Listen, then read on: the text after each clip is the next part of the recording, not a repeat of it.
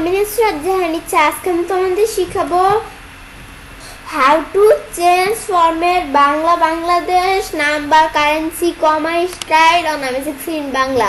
অর্থাৎ আজকে আমি তোমাদের শিখাবো কিভাবে আমরা চেঞ্জ করতে পারি বাংলা, বাংলাদেশি ফরম্যাট, আমাদের নাম্বার, কারেন্সি, কমা, স্টাইলের ক্ষেত্রে আমি সিক্সেলের মধ্যে। তাহলে চলো এখন আমরা কাজটা করি। তো করার জন্য আমরা আমাদের এটাকে মিনিমাইজ করি। মিনিমাইজ করার পরে কাজটা করার জন্য আমরা আমাদের এম6টা ওপেন করি। এম6টা ওপেন করার পরে এমনাদার আমি এখান থেকে আমি কোনো নাম্বার লিখি। এখন এই নাম্বারটা আমি যখন লিখলাম, এখন এখানে ক্লিক করলে কিন্তু এরকম ইংলিশে $সাইন আসছে। অথবা আমি যদি অন্য কোনো নাম্বার লিখে আমি দিয়ে যে কমার মধ্যে ক্লিক করি, তবুও কিন্তু যেরকম ইংলিশ হিসাবে যে ইংলিশ এরকমভাবে কিন্তু আসছে। কিন্তু এরকম নয়, এসে বাংলাদেশি ফরম্যাটে আমরা বিষয়টা আনবো। সেজন্য আমি স্টার্ট মেনুতে যাই, যার পরে এখন আমি যদি সেটিংসে যাই, যার পরে এখানে আমি যদি দেখি কন্ট্রোল প্যানেল, ব্যাস এই যেমন আমাদের কন্ট্রোল প্যানেলটা কিন্তু চলে আসলো।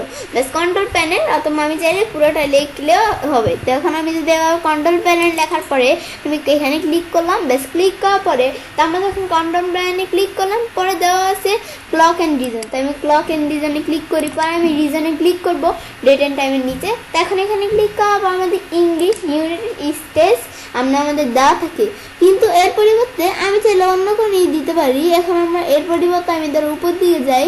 এখন আমি দেখি এখান থেকে আমার বাংলাদেশ কোথায়, আমাদের বাংলাদেশ এখানে আমি দেখি। এখন আমি আমাদের এই যে দেওয়া সেটা বেঙ্গলি, এটা না, আমাদের এই যে দেখি আমরা আমাদের বাংলাদেশ কোথায় আছে। আমি এই যে নিচ দিকে যাই, এই যে বাংলাদেশ। তো এই যে আমরা যদি এখানে ক্লিক করি, ক্লিক করলে এই যে বাংলাদেশ চলে আসলো। আসার পর আমি এখন যদি অ্যাপ্লাই দিয়ে ওকে দিই, ওকে যেটা আমরা মিনিমাইজ করি, পর এটাও মিনিমাইজ করলাম। এখন আমি যেভাবে টান দিই, যেভাবে আমি টান দিলাম, যে এখান থেকে এটা আমরা একটু বড় হয়ে গেছে লেখাটা। এই যে এখন কিন্তু এই যে বাংলা এইভাবে লেখাটা চলে আসছে। পরে যে কলমটা আমি বড় করি, এই যে এখানে কিন্তু সব লেখা বাংলা চলে আসছে। এখন আমি যদি অন্য কোনো আমি নাম্বার লিখি, এটা আমাদের নাম্বার লিখতে হবে। লিখে এই যে লিখতে গেলে কিন্তু এই যে এরকম হয়ে যায়। এখন আমি যদি উপর দিকে আসি, এসে আমি যদি কোনো নাম্বার লিখি, লেখা বেরি ক্লিক করি, এই যেভাবে কিন্তু বাংলা ফরম্যাটে। পরে আমি ধর এখানে নাম্বার লিখি, বাংলা ফরম্যাটে চলে আসছে। পরে আমার কিন্তু এই শিটের নেমও আমাদের বাংলা ফরম্যাটে চলে আসছে। তো এই শিটের রো স্টাইলগুলো বাংলা ফরম্যাটে চলে আসছে। আমি যদি প্লাসে ক্লিক করে নতুন শিটে খুলি, এই যে আমাদের এখান থেকে নতুন শিট খোলার পরে 4 নাম্বার শিট, যেটা বাংলা চলে আসছে। এই লেখাটা পরে এই যে আমার রোগুলো বাংলা চলে আসছে। পরে আমি ধর এখানে এর মধ্যে কোনো ডাটা লিখলেও কিন্তু এই যে বাংলা এই যে এরকম লেখা হইতেছে। এই যে কোনো নাম্বার লিখলেই এই যে এরকম হইতেছে। পরে আমি আবার যদি এখান থেকে এই কমা এখানে ক্লিক করি, তা আমরা আমাদের এই যে বাংলাদেশি সিস্টেমে যে কমার বেশি ইটা চলে আসছে। পরে আমি এখান থেকে আমি ধরো বড় কোনো একটা সংখ্যা লিখলাম। লেখার পরে এটা আমি কলমের সাইজটা বড় করলেই হবে, অথবা আমার বেশি বড় লেখার দরকার নেই। আমি ধরো ছোট একটা সংখ্যা লিখি, আমি ধরো এতটুকু একটা সংখ্যা লিখলাম। বেশ এই সংখ্যাটা লেখার পর আমি যখন কমাতে ক্লিক করি, ক্লিক করলে এই যে বাংলাদেশি এই যে এরকম হিসাবে কিন্তু বিষয়টা চলে আসলো।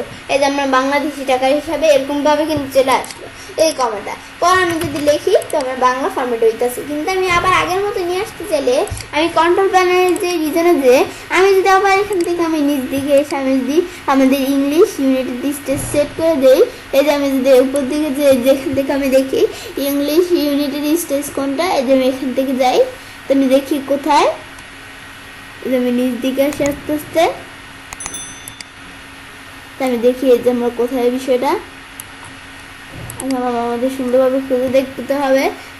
এখন আমরা আমাদের দেখি, আমরা আরো উপর দিকে যাই। তো এখন আমরা আমাদের এখান থেকে দেখি, তো এই যেমন আমাদের ইংলিশ ইউনিটেড স্টেজ এখানে ক্লিক করে আমি যদি অ্যাপ্লাই দিয়ে এখন ওকে দিই, ওকে দিয়ে এটা আমরা মিনিমাইজ করি। এখন আমরা কিন্তু সব লেখা ইংলিশে চলে আসছে। পরে আমাদের রোয়ের এই যে এটা কিন্তু আমরা আমাদের ইংলিশ এই ফরম্যাটে চলে আসছে। এই যে রোয়ের স্টাইল, পরে এই যে আমরা এখানে শিরে এইগুলো কিন্তু এই যে আমরা স্টাইলগুলো এই যে আমরা আমাদের এখান থেকে কি চলে আসছে, এই যে আমরা আমাদের এখান থেকে ইংলিশ ফরম্যাটে চলে আসছে। পরে কোনো নাম্বার লিখলে যে ইংলিশ ফরম্যাটে আসে। পরে আমি যদি আবার এখান থেকে এই যে কমা দিই, আমি ইংলিশ টাইপে যেভাবে কিন্তু কমাটা আসছে।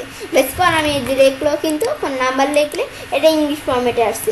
যখন এটা দেখাই দেওয়ার পর এই বিষয়টা কাজ করবে। বেশ বিষয়টা দেখার পরে যে আমি সেটা কাজটা করতে পারি। এবং খুব সহজ চেঞ্জ করতে পারি আমাদের বাংলাদেশ ফরম্যাট, আমাদের নাম্বার, কারেন্সি, কমা, স্টাইলের ক্ষেত্রে আমি এক্সেলের উপর। ফ্রেন্ডস, আমার আজকের এই ভিডিওটি যদি তোমাদের ভালো লেগে থাকে তাহলে আমার চ্যানেলটি সাবস্ক্রাইব, লাইক, কমেন্ট এবং সবার সাথে শেয়ার করবে।